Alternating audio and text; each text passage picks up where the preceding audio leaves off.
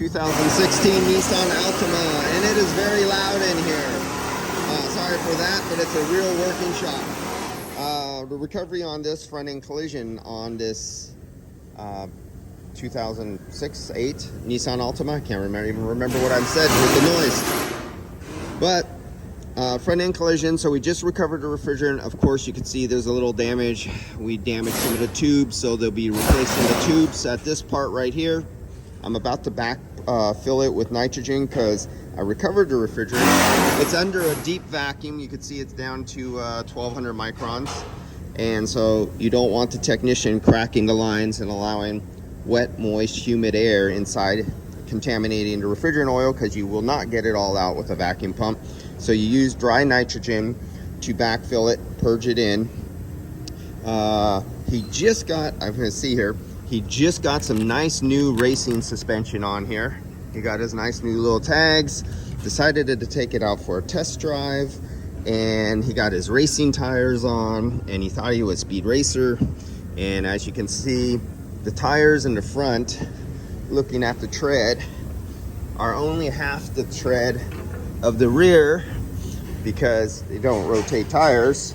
And on top of that, if you take a closer look at the tread, it's nearly bald. There's like almost no tread. We're down to like 2/32 in the center treads, but we have more out here and more out here. It's almost like brand new because he has them way over pressurized with tire.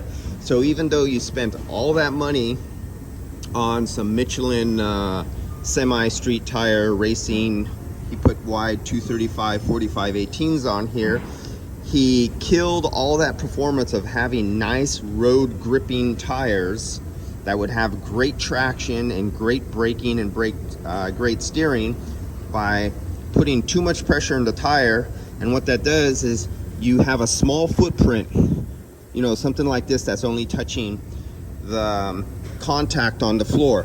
If you go down here, if you were to pick this car up and lay it down on a piece of paper, it only have this small little footprint like this on the ground.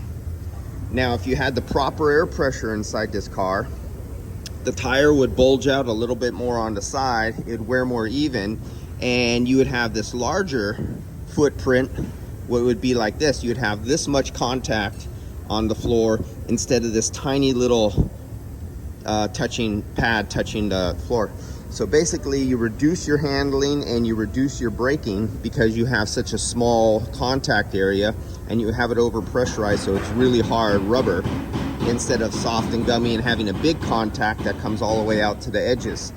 So you go out, you buy your fancy new racing suspension that you just put on because you think you're a Speed Racer, and you go a little too fast and you can't stop because you overpressurize your tail and you're tailgating a little too close, and this happens. Just one of those things, really predictable and easy to tell why. All right guys, see you later.